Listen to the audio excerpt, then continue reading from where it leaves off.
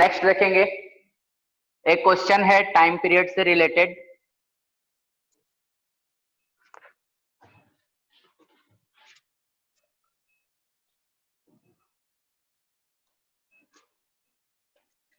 देखो, एक infinite rod है, इस पे lambda coulomb per metre charge है, इधर भी इनफाइनाइट इधर भी इनफाइनाइट। यहां से डी डिस्टेंस ऊपर एक पॉइंट है जहां पे चार्ज है छोटा q और इसका मास है m। ठीक है, ये infinite rod, lambda coulomb per metre charge. यहां से डी डिस्टेंस ऊपर एक चार्ज है छोटा q और जिसका मास है m। इस पॉइंट पे वो इक्विलिब्रियम में है, यहां पे इक्विलिब्रियम में है ये सिस्टम। ये पॉजिटिव चार्ज, ये भी पॉजिटिव चार्ज, इन दोनों के बीच में होना चाहिए था रिपल्सन, बिकॉज इसके पास मास है। देखो, इलेक्ट्रिक फील्ड ऊपर लग रहा होगा, मतलब फोर्स भी ऊपर लग रहा होगा इस पॉइंट पे। mg किधर लगेगा? नीचे। तो इस जगह पे ये बैलेंस हो रहा है, इस तरह का चार्ज और मास है जो इस पार्टिकुलर पॉइंट पे सिस्टम को बैलेंस किए हुए हैं। अब अगर ये ऊपर जाता है तो इलेक्ट्रिक फील्ड कम होता है, फोर्स कम होता है। फोर्स कम होगा, mg बढ़ेगा, तो वापस इसको नीचे की तरफ खींचेगा। नीचे जाएगा तो mg तो फिक्स है, ये फोर्स बढ़ जाएगा तो फिर ये ऊपर की तरफ जाना चाहेगा, मतलब इस पार्टिकुलर पॉइंट के अबाउट ये ऊपर नीचे करेगा। बोलता है if charge q slightly displaced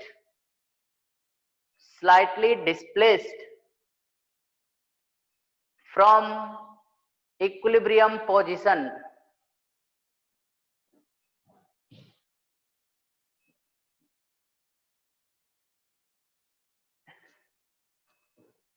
it perform SHM.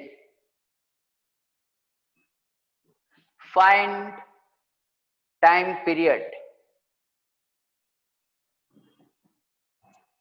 Find time period. फिर से मैं एक बार समझा देता हूं। यहाँ पे रेस्ट में इसलिए है क्योंकि इलेक्ट्रिक फील्ड ऊपर की तरफ लगेगा, फोर्स भी ऊपर की तरफ लगेगा, किसके कारण? चार्ज वाला। mg किधर लग रहा होगा? नीचे।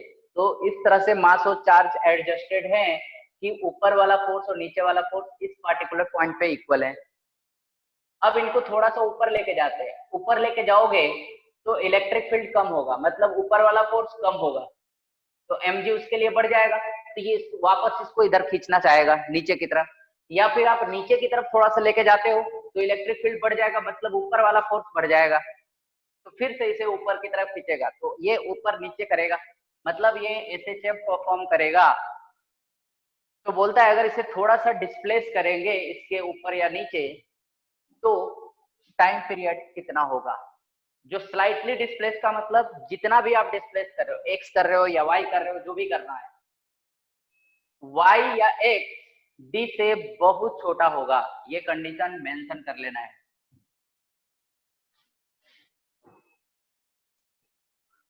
टाइम पीरियड बताओ।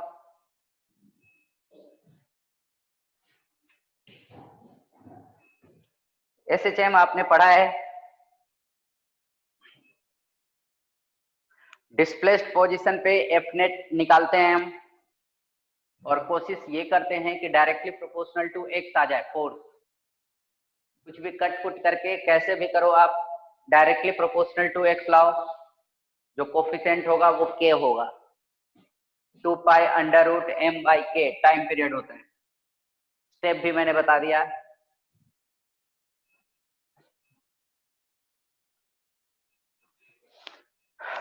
ट्राई करो सब लोग फटाफट।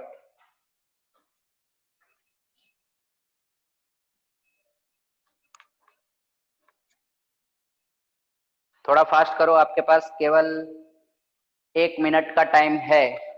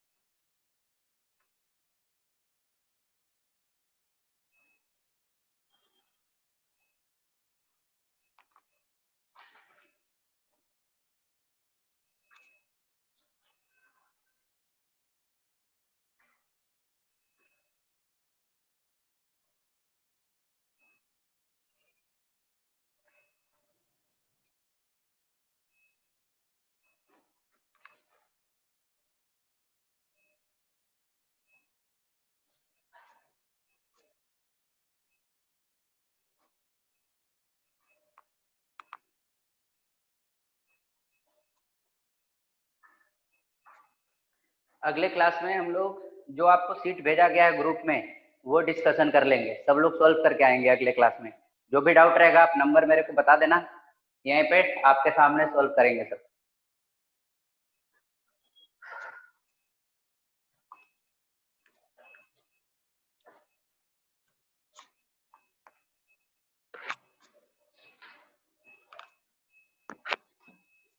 चांस है सॉल्व होने का ये?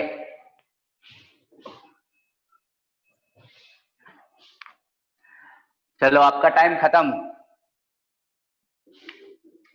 देखो इस जगह पे इक्विलिब्रियम में मींस नेट फोर्स यहाँ पे क्या है, इक्वल है, मतलब नेट फोर्स 0 है। हाँ 2 पाई अंडर आंसर रूट बताओ। 2 पाई 2 पाई अंडर रूट हाँ D by G. D by G. हाँ सही जैसा लग रहा है। चलो देखते हैं अब, और कोई है जिसका आंसर आया है ये?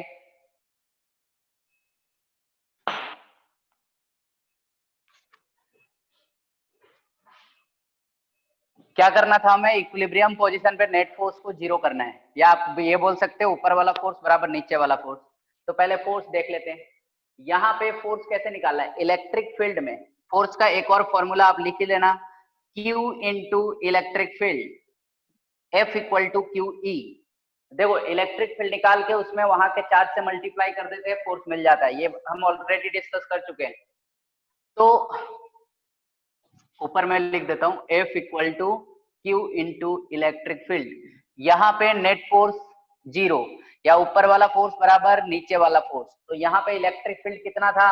ये इनफाइनाइट रॉड है तो इलेक्ट्रिक फील्ड आ जाएगा 2k lambda by D. Perpendicular distance D है, इसमें आप वहां के चार्ज से मल्टीप्लाई कर दो तो फोर्स हो जाएगा। ये ऊपर वाला फोर्स है, इसको आप इक्वल कर दो mg के, दोनों बराबर हैं। इक्वेशन नंबर 1 इसे लिख लें। अब इक्विलिब्रियम पोजीशन से थोड़ा डिस्प्लेस करते हैं, ऊपर कर लेते हैं डिस्प्लेस, देख लो जरा।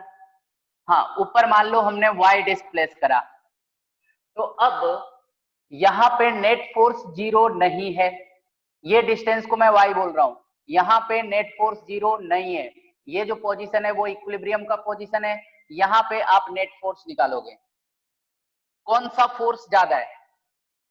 अगर देखा जाए तो ऊपर वाला फोर्स कम है और नीचे वाला फोर्स ज्यादा है, तो ये नीचे जाना चाहेगा। और जब भी आप एसएचएम पढ़े होगे तो उसमें बताया गया होगा कि आपको कम फोर्स में से ज्यादा फोर्स माइनस करना है, तभी आपका आंसर निगेटिव आने वाला है। फोर्स का value negative of directly proportional to X होना चाहिए।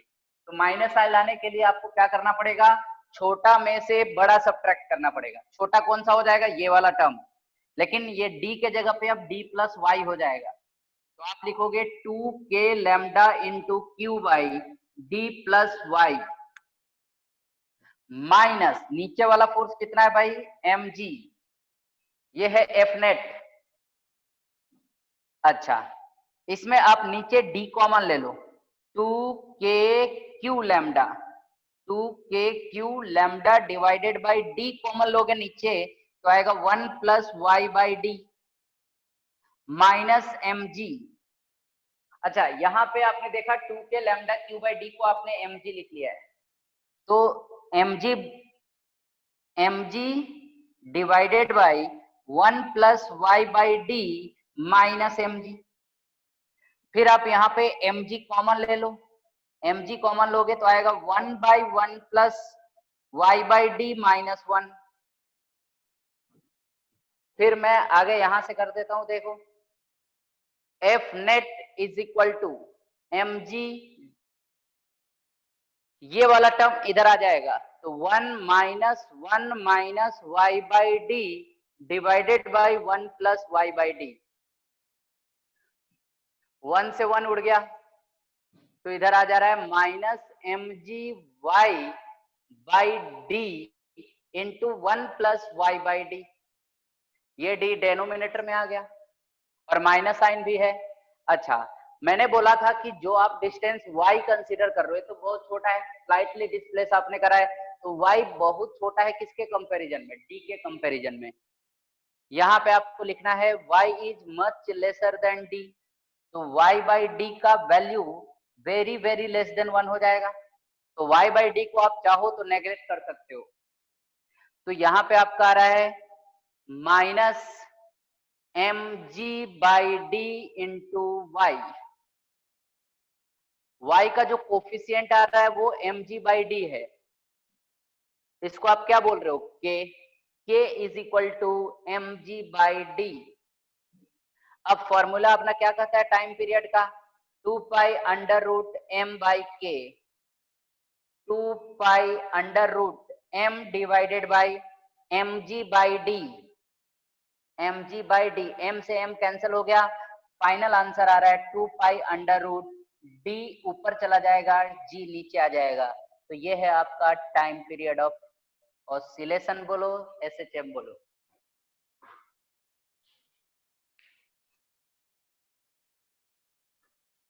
ये स्टेप जो आपको एसएचएम में पढ़ाया गया वही सेम स्टेप है।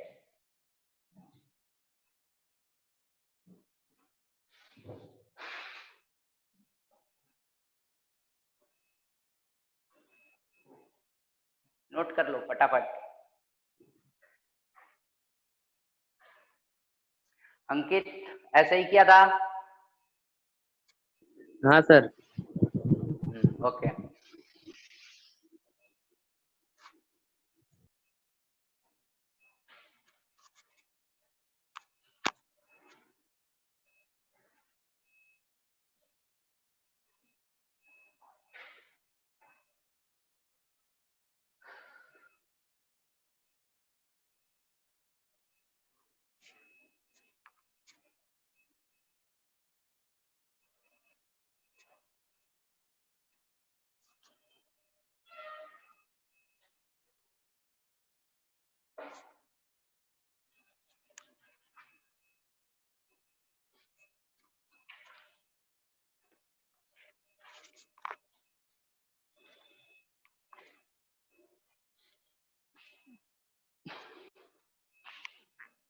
Next, electric field on the axis of ring.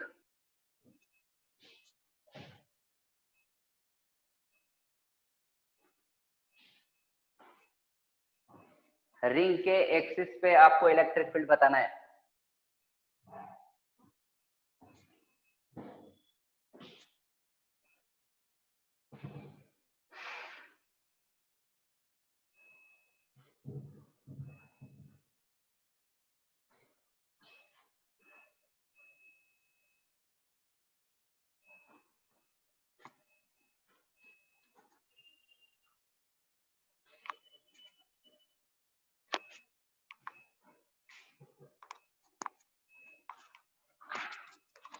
Over.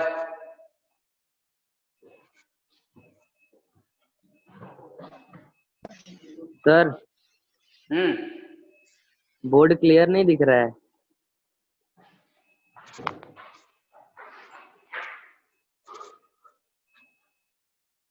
फिर नेट का प्रॉब्लम होगा यार उधर,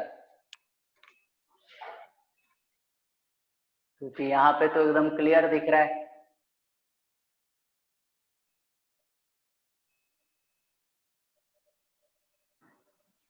क्या इशू आ रहा है गाइस? बोर्ड क्लियर नहीं है सर। बोर्ड क्लियर नहीं है? भाई मेरे को तो क्लियर दिखाई दे रहा है।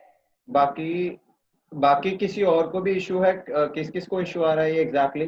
हाँ सबको सबको क्लियर है, बस अंकित को थोड़ा सा प्रॉब्लम है। वो हो जाएगा, थोड़ा कभी कभी फ्लक्चुएट करता है। चलो ये हटा देते हैं।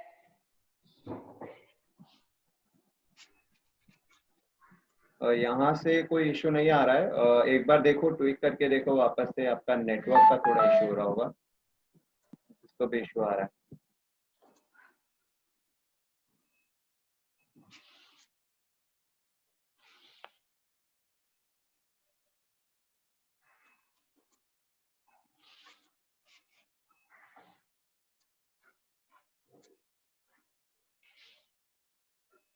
हेडिंग लिख देना electric field. Electric field due to ring on axis. देखो ये रिंग है, इसका रेडियस r है, और ऐसे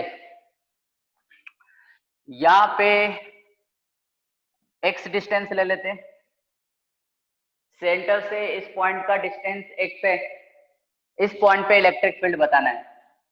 देखो ये रिंग कुछ इस तरह का है, इस तरह का ये रिंग है, और इसके सेंटर से यहां पे आपको इलेक्ट्रिक फील्ड बताना है। आप इस रिंग के कोई भी पॉइंट कंसीडर कर लो, यहां पे कंसीडर करो, यहां पे कंसीडर करो, कोई भी पॉइंट आप कंसीडर करो, उसका डिस्टेंस यहां से सेम रहेगा। देख सकते हो आप, जो सरकमफ्रेंस ऑफ रिंग आप देख रहे हो, सबका डिस्टेंस इस पॉइंट से सेम ही रहेगा।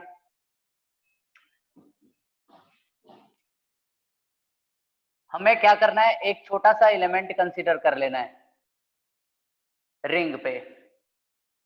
टोटल चार्ज इस रिंग का कैपिटल Q एज्यूम कर लेते हैं। अच्छा, इसका चार्ज छोटा dq ऐसे कंसीडर कर लो आप, dq। इस पॉइंट के कारण यहां पे इलेक्ट्रिक फील्ड का डायरेक्शन ऐसे होगा, छोटा इलेक्ट्रिक फील्ड dE। एंगल की बात करोगे तो सारे एलिमेंट पे एंगल भी सेम रहेगा। आप ऐसा समझ लो ये एक तरह का कोन बन रहा है, एंगल भी हर तरफ से सेम बनने वाला है। ये dE, इसका भी दो कंपोनेंट होंगे, ये थीटा तो ये भी थीटा, d का कंपोनेंट इधर dE cos थीटा, और वर्टिकल में कंपोनेंट हो जाएगा dE sin थीटा। अब एक चीज ध्यान देने वाली है, आप कहीं पे भी एलिमेंट को कंसीडर कर लो, एक आपका इधर की तरफ कंपोनेंट मिलने वाला है, एक या तो ऊपर या तो नीचे। तो आधे एलिमेंट, जो ऊपर वाला सेक्शन आप देख रहे हो, ऊपर वाला सेक्शन वो इलेक्ट्रिक फील्ड वर्टिकल डायरेक्शन में नीचे की तरफ देने वाला है, और नीचे वाला जो एलिमेंट देख रहे हो उसके कारण इलेक्ट्रिक फील्ड का एक कंपोनेंट ऊपर की तरफ मिलने वाला है। ये दोनों एलिमेंट एक ही जैसा, मतलब सेम एलिमेंट है, तो ऊपर वाला और नीचे वाला एक दूसरे को कैंसिल आउट कर लेगा। मतलब अगर आपको वैसे नहीं सोचना है तो आप सिंपली डी साइन थीटा को इंटीग्रेशन कर लो, आपका आंसर 0 ही मिलना है। केवल resultant electric field DE cos theta ही होगा, ये कैंसिल आउट हो जाएंगे ऊपर वाला और नीचे वाला मिला करके। अब डी का वैल्यू हमें निकालना है, देखें, या ई नेट लिख सकते हो आप, डीई कॉस थीटा। डी का वैल्यू क्या, k into D Q by ये डिस्टेंस, इसको छोटा r से एज्यूम कर ले रहे हैं, छोटा r, r is equal to under root X square plus R square. तो k into D Q X square plus R square, इसका अंडर रूट का होल स्क्वायर करना है आपको, क्योंकि आर स्क्वायर होता है नीचे। तो ये हो जाएगा k D Q divided by X square plus R square, square को अंडर रूट कट कर देगा, तो ये d का वैल्यू हो गया। अब यहाँ पे रख लेते हैं k into D Q divided by X square plus R square into, अब cos थीटा का वैल्यू देख लो, cos theta is equal to base by hypotenuse, तो बेस हो जाएगा x, हाइपोटेनस हो जाएगा under root X square plus R square.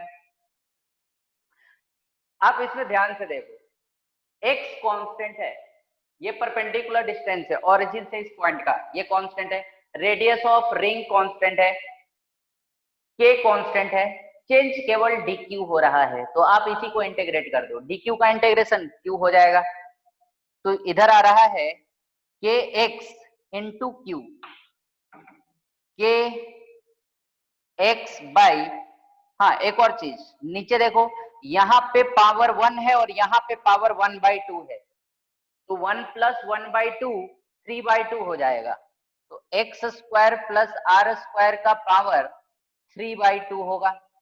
अच्छा, अब बचा dq, dq का इंटीग्रेशन 0 से लेकर के कैपिटल Q तक कर लो, तो फाइनल जो आंसर आने वाला है k q x by X square plus R square का पावर 3/2।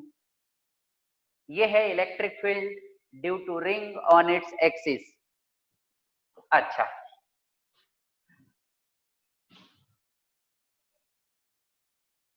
अगर यहाँ पे ध्यान से देखा जाए, हमें एक्सिस पे निकालना था, एक्स डिस्टेंस पे, तो नेट इलेक्ट्रिक फील्ड किधर आया? इधर। ये है ई नेट का डायरेक्शन। अगर यहाँ पे माइनस होता तो इलेक्ट्रिक फील्ड नेट का डायरेक्शन इधर होता। फिर से देखें, अगर मैं इधर चार्ज रखने के जगह इधर चार्ज रखा होता, ये कभी भी नहीं बोलना है आपको कि हमेशा पॉजिटिव डायरेक्शन में ही इलेक्ट्रिक फील्ड होगा, ऐसा नहीं बोलना है। पॉजिटिव हो तो पॉजिटिव डायरेक्शन, निगेटिव हो तो निगेटिव डायरेक्शन, ये सही स्टेटमेंट नहीं है। अगर मैं यहाँ पे प्लस क्यू चार्ज रखूं और यहाँ पे आपसे बोलूं इलेक्ट्रिक फील्ड निकालने को, जो कि एक्स डिस्टेंस पे है, तो इस जगह पे इलेक्ट्रिक फील्ड का डायरेक्शन इस डायरेक्शन में होगा। निगेटिव चार्ज रखो तो इस डायरेक्शन में होगा। तो ये दोनों ध्यान देने वाली चीज है।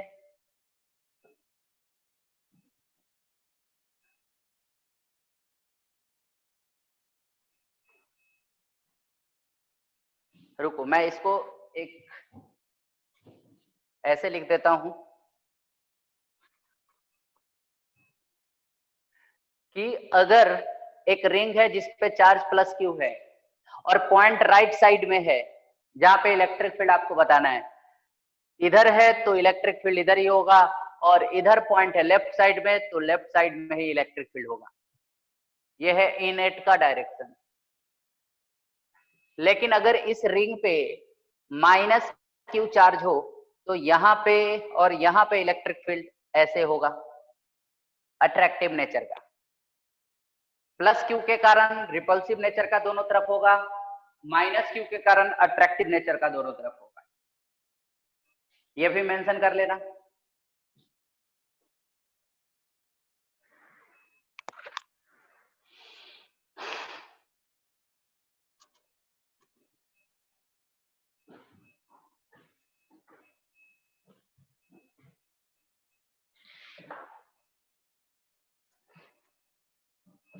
सर हम्म, ये जो एक्स डिस्टेंस हमने लिया है रिंग के लिए, तो वो तो बहुत ही छोटा होगा आर से। ऐसा कोई मेंशन नहीं किया हुआ है, वो डिपेंड करेगा। एक्स का वैल्यू ये भी हो सकता है, √2r हो सकता है, √3r हो सकता है, जो मन करे वो रख लो। यहाँ पे कोई कंडीशन अनिवार्य नहीं है, ठीक ना। ये एक्सिस पे कितना भी डिस्टेंस पे हो चलेगा, ठीक है ना। यहाँ पे ये मेंशन नहीं है कि एक्स बहुत छोटा है। अगर छोटा होता तो फिर ये वाला टर्म को हमें और चेंज करना पड़ता, एक आर को कॉमन लेकर के फिर 1 प्लस समथिंग कुछ कर और रेड्यूस करना होता है इसको। अभी ऐसा कुछ भी नहीं है, एक्स बड़ा भी हो सकता है, छोटा भी हो सकता है।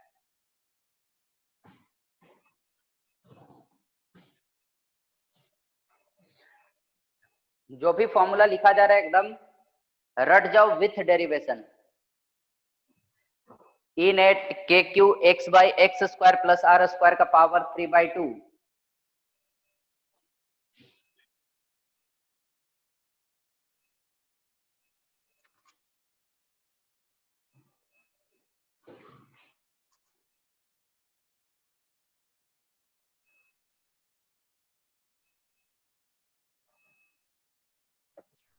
गाइस वीडियो में डिस्टरबेंस आ रहा है क्या किसी को?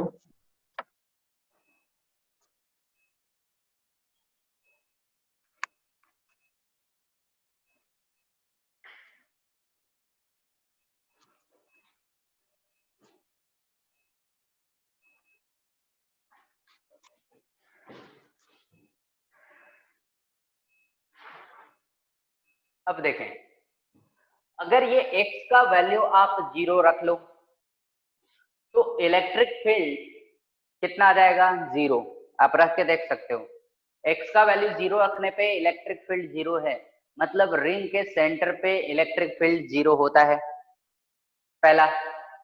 अगर मैं x का वैल्यू इनफाइनाइट रखता हूं, x का वैल्यू इनफाइनाइट रखने पे वैल्यू कहां जाएगा? ध्यान से देखना, नीचे वाला जो x का पावर है, अगर केवल आप एक्स स्क्वायर को कंसीडर करो, यहाँ देखो एक्स स्क्वायर का पावर 3/2, 2 से 2 कैंसिल हो गया, नीचे में x का पावर 3 है और ऊपर में x का पावर 1 है।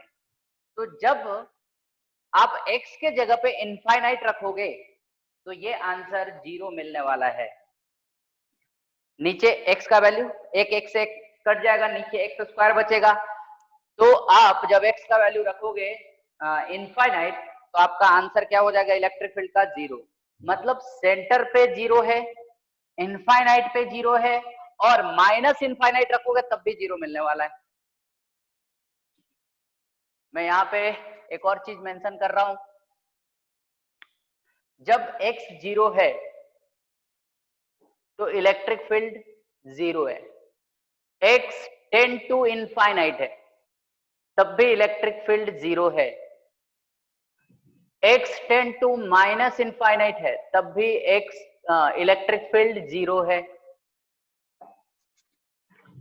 यहाँ पे देखो 10 टू मैंने लिखा है,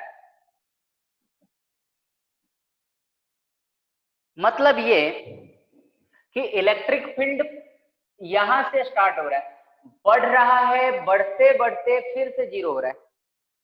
आप देख सकते हो अगर x पॉजिटिव है तो ये वैल्यू हमेशा पॉजिटिव रहेगा, x पॉजिटिव होने से ये वैल्यू हमेशा पॉजिटिव रहेगा, x निगेटिव रखने से ये वैल्यू हमेशा निगेटिव रहेगा, क्योंकि अफेक्ट नीचे वाला तो कर नहीं सकता है x, जब भी करेगा ऊपर वाला ही x करेगा। मतलब यहाँ पे पहले बढ़ रहा है, बढ़ते बढ़ते कहीं ना कहीं इसने अपना डायरेक्शन चेंज किया है, मतलब कहीं ना कहीं x का कोई एक वैल्यू आपको मिलेगा जहां पे इलेक्ट्रिक फील्ड मैक्सिमम होगा। मतलब ये ऐसे घूम करके 0 पे वापस आ रहा है। लेफ्ट साइड में जब x निगेटिव है तो ये नीचे से ऐसे होते हुए 0 आ रहा है।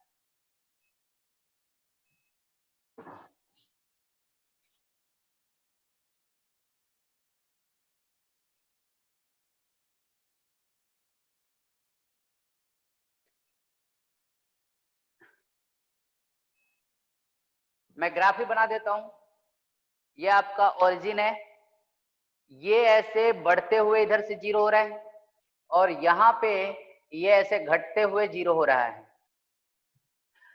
ये वैल्यू आपको चाहिए x का और ये वैल्यू आपको चाहिए x का, दोनों वैल्यू आप निकाल सकते हो। हाँ, इसमें ध्यान देना है क्या चीज, जहां पे ग्राफ बेंड करता है वहां पे उसका डिफरेंशिएशन 0 हो जाता है। जहां पे ग्राफ बेंड किया, यहां पे बेंड किया और यहां पे बेंड किया, मतलब इसका डिफरेंशिएशन उस जगह पे 0 है। तो आपको क्या करना है, इलेक्ट्रिक फील्ड को डिफरेंशिएट करना है इन टर्म्स ऑफ x, मतलब d/dx आपको निकालना है और उसको 0 के बराबर करना है, उससे x के दो वैल्यू मिलेंगे, वो दोनों वैल्यू अभी आपको कैलकुलेट करना है। इसको डिफरेंशिएट करो और 0 के इक्वल करो, डिफरेंशिएशन सबको आता है ना,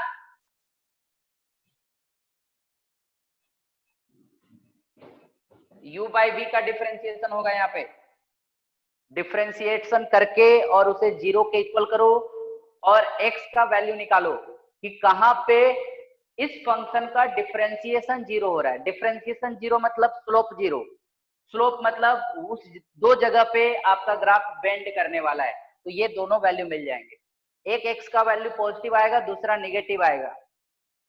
कैलकुलेट करके बताओ।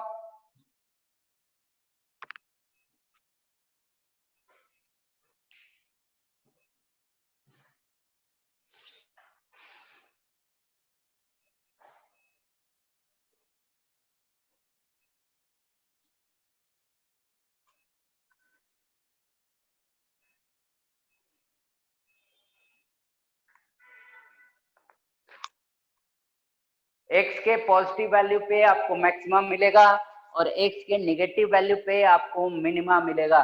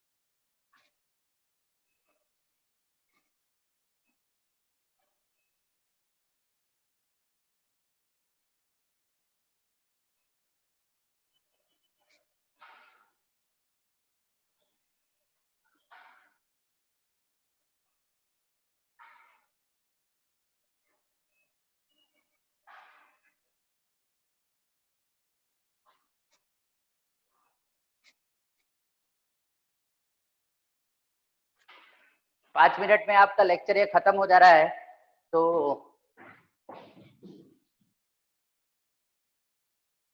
ये आप ही का काम है, आप डिफरेंशिएशन कर लेना और मैं आपको आंसर बता देता हूं। x का वैल्यू एक आएगा +r/√2 और दूसरा आएगा -r/√2। ये वैल्यू रहेगा +r/√2 और ये रहेगा -r/√2। नोट कर लो यहाँ पे, इन दोनों पे मैक्सिमा और मिनिमा मिलने वाला है।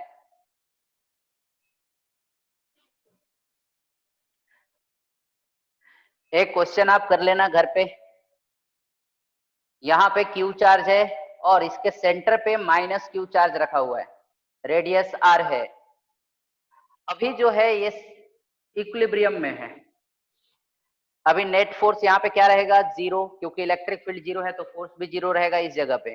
अगर मैं इस चार्ज को पीछे लेके जाता हूँ, निगेटिव चार्ज होने के कारण इलेक्ट्रिक फील्ड अट्रैक्टिव होगा, तो ये वापस सेंटर की तरफ आना चाहेगा। लेकिन जब मैं इधर लेके जा रहा हूं तो वापस इसको खींचने की कोशिश करेगा, तो ये अपने ही जगह पे SHM करेगा। मैं पूरा क्वेश्चन नहीं लिख रहा हूं। -Q चार्ज स्लाइटली डिस्प्लेस कर दिया और ये SHM परफॉर्म करने लगा, तो आपसे पूछा जा रहा है find time period. Find time period. एक और क्वेश्चन लिख लेना, ये आप खुद से करना। एक आर्क लेंथ है, पूरा एंगल यहाँ पे थीटा है, ये आर्क जो है इस पॉइंट पे थीटा एंगल, रेडियस r है, थीटा एंगल बना रहा है। यहाँ पे lambda coulomb per metre charge है, तो आपको बताना है इस जगह पे इलेक्ट्रिक फील्ड विथ डायरेक्शन। ये दोनों फटाफट नोट कर लो।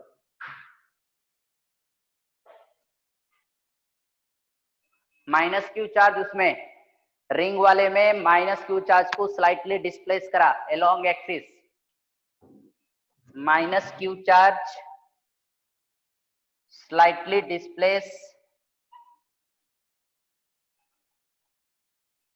along axis and perform SHM, find time period।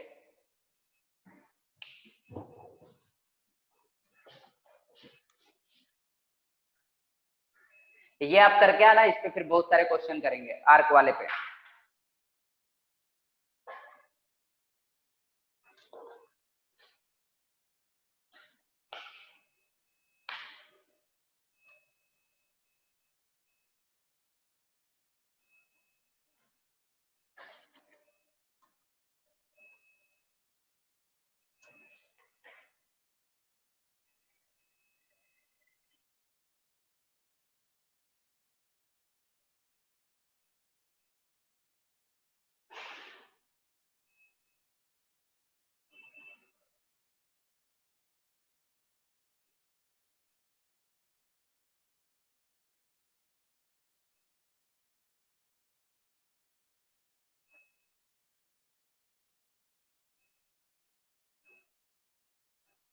ये डिफरेंशिएशन अगर नहीं आएगा तो मैं आपको अगले क्लास में बता दूंगा डिफरेंशिएशन, एक बार बोल देना मेरे को। हो गया सबका?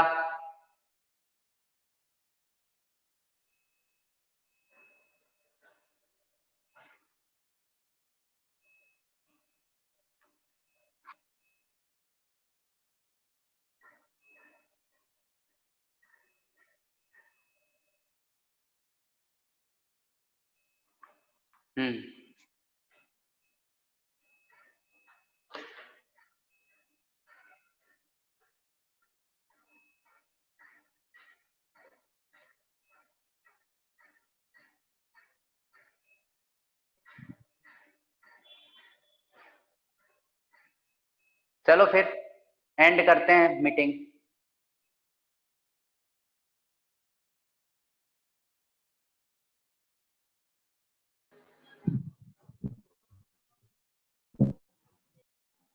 केमिस्ट्री क्लास के लिए सब लोग ज्वाइन हो जाना।